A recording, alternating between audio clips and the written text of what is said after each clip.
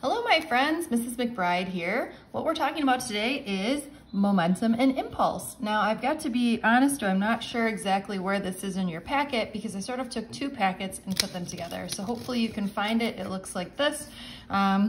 Obviously a karate chopping monkey and Darwin in a bumper car. What we're talking about today is sort of impulsive forces, or what makes a good karate chop. And then we're gonna get into a bunch of collisions, so we'll start talking a lot about bumper cars. But before we do any of that, let's talk about what impulse and momentum are. So here's the definition. I'm sure you've been playing a sport at some point and your coach has said, all right, team, we've got the momentum, okay? Well, what does momentum mean? I hope you're thinking to yourself, well, if we have the momentum, maybe it means we're hard to stop, we're gonna win, right? Everything is going our way, okay? So the physics definition is sort of the same thing here, that we would say physics momentum means you are hard to stop.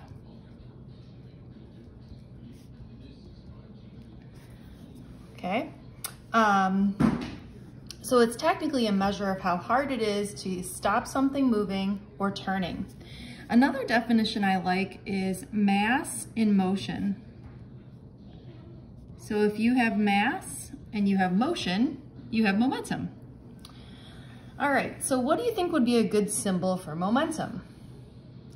It seems like there would be a logical choice of maybe capital M or lowercase m, but both of those are already taken by mass, so we sort of have to get creative here. And they must have gone M, N, O, lowercase p. How's that sound? I don't know. All right, now the equation for momentum, or lowercase p, since it's mass and motion, what do you think it depends on? Well, it depends on your mass and your velocity. And momentum is a vector, meaning it has both magnitude and direction. Okay, now what are the units of mass? Yep, kilograms. And what are the units of velocity? Meters per second. So the units of momentum are kilograms times meters per second.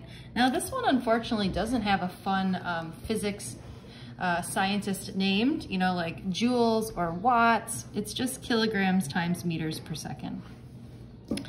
All right, so let's do a quick sample problem. This one says, calculate the momentum of a 65 kilogram sprinter running east at 10 meters per second.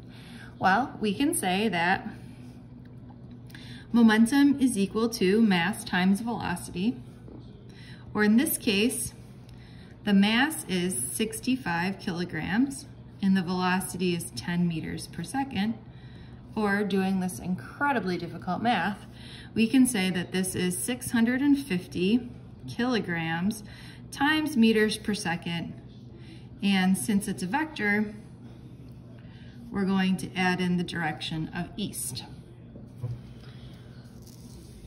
Now, in terms of the change in momentum, we're just gonna say that the change in momentum, and we're giving ourselves the little delta sign or the triangle, which says change, is really equal to the mass times the change in velocity. Now remember, velocity is a vector, so you can have a change in velocity even if the number is the same.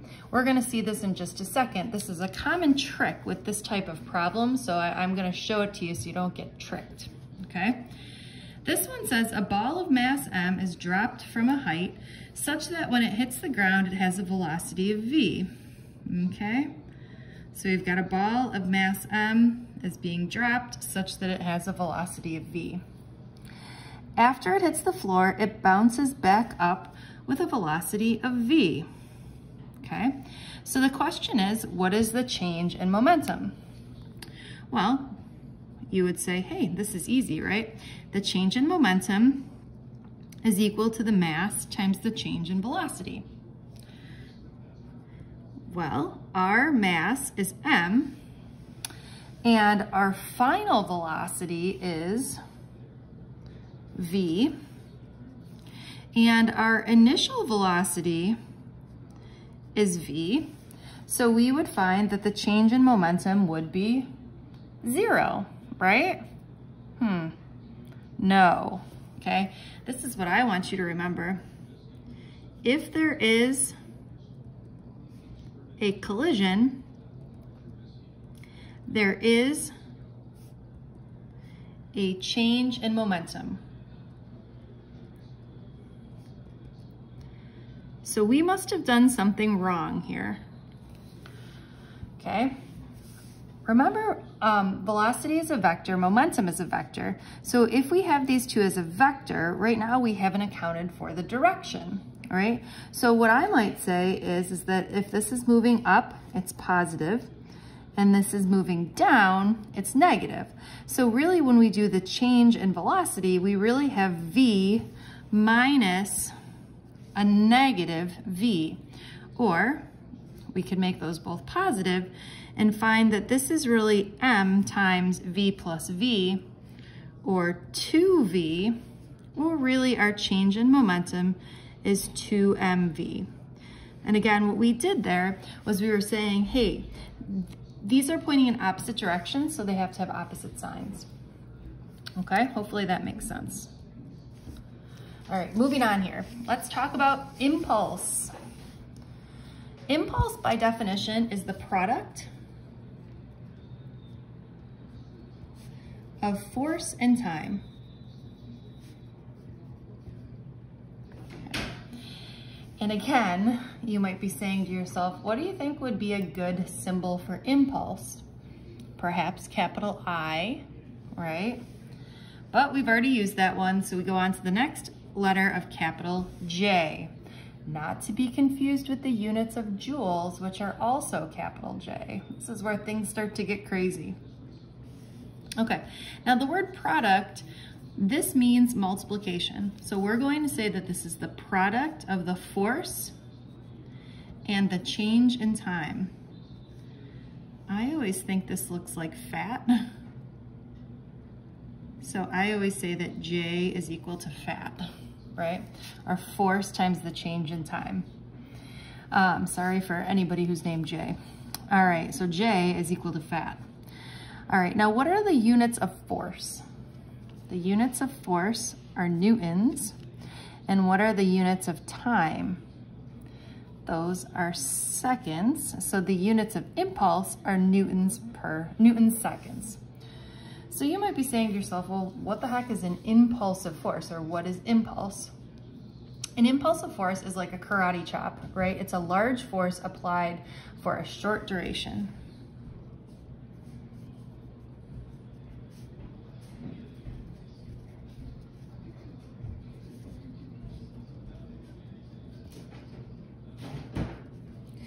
And in physics, really what we're going to use this a lot for is when we're talking about a force versus time graph, the impulse is the area under the curve.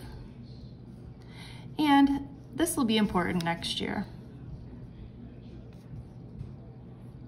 In this class, we don't really have to do a ton of area under the curve, but for next year, this will be important, so I just want to show it to you. All right, now there's a lot of different sports analogies that we're going to make as soon as we're done talking about impulse and momentum, but let's take a quick aside here.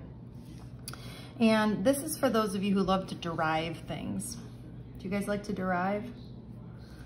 All right, so it says start with Newton's second law. What does Newton's second law say? I'll give you a hint, it's the only one that's an equation.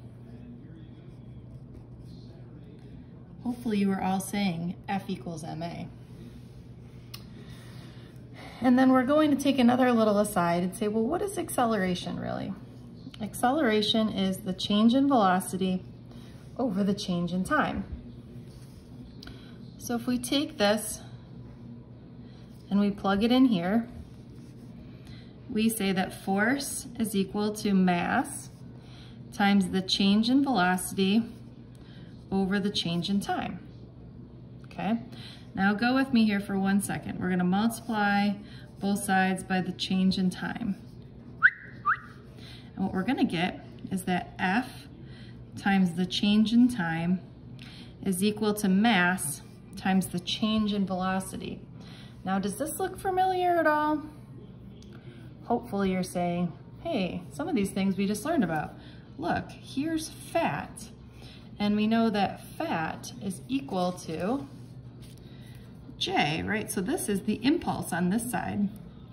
And what about MAV, or mass times the change in velocity? Hopefully you're saying, hey, that looks like delta P.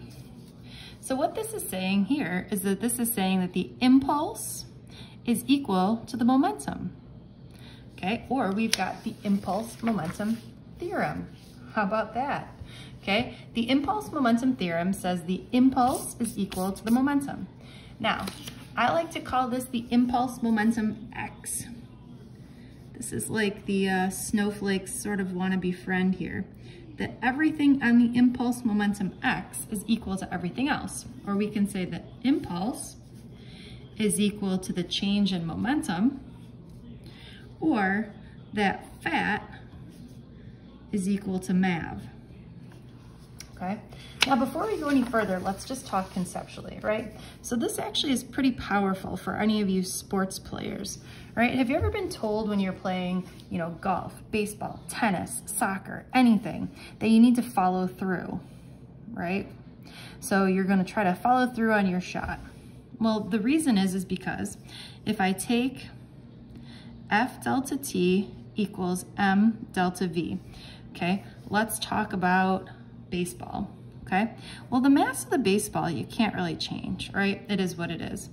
And the amount of force you apply, you can't really change this either. I mean, you're only as strong as you are. But there are two things that you can change, right? So the thought is that if you increase your time, or increase the amount of time that your baseball bat is in contact with your ball, it's going to increase your change in velocity. Right? So this right here is the whole reason why you follow through.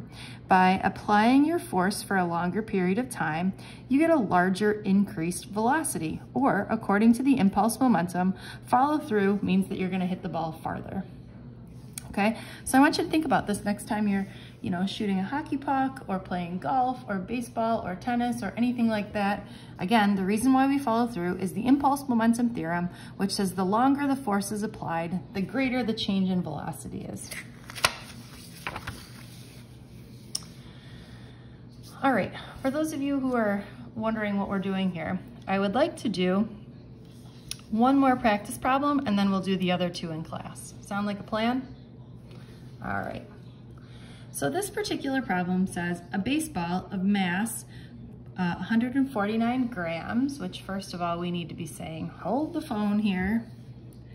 149 grams is, divide that by 1,000 to get in kilograms, or 0.149 kilograms, approaches a bat at a speed of 40.2 meters per second and is hit back at a speed of 45.6 meters per second, or 102 miles per hour.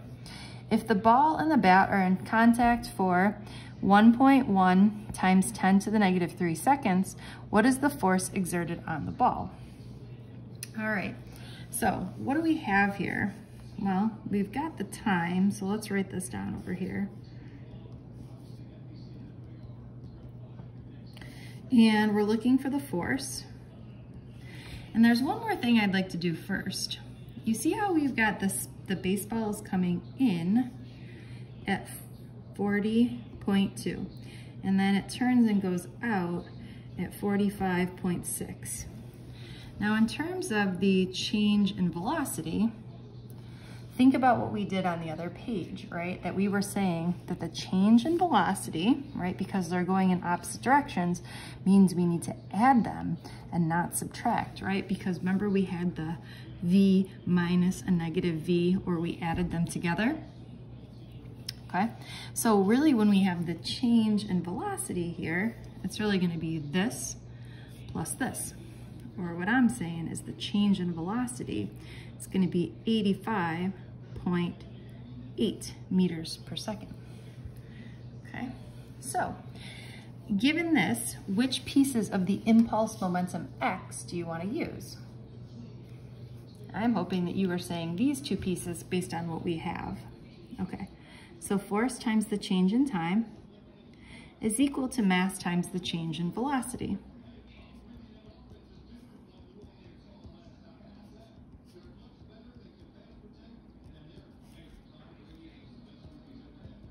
Okay, let's calculate. So we're gonna do this times this divided by this.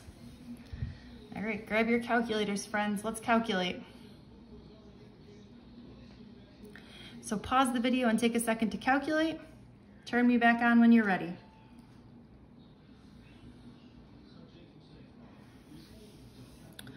Okay, when I did this, I got 11,622 newtons. Hope you got the same. All right, so again, we're gonna do these on page 3, we're gonna do sample problem 2 and sample problem 3 next time I see you in class. Bye, friends.